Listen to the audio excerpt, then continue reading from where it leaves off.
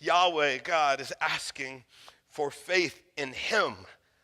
He's not asking for them to figure out a way that this could come to fruition. But that's what Sarah does, right?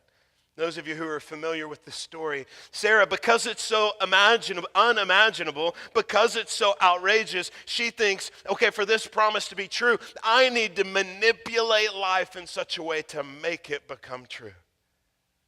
Taking the Egyptian slave, giving her to Abraham so that Abraham does have a child.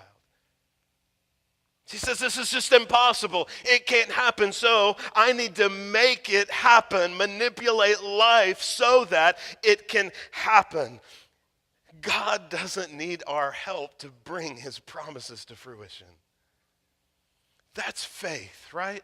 Every week that we've been talking about this, not only from our first week in Abraham, but even back in our Making Room series, faith is walking out into the zones where we don't understand. It's the seasons of life where things don't add up. If we're working so hard to make things add up, we're not living a life of faith.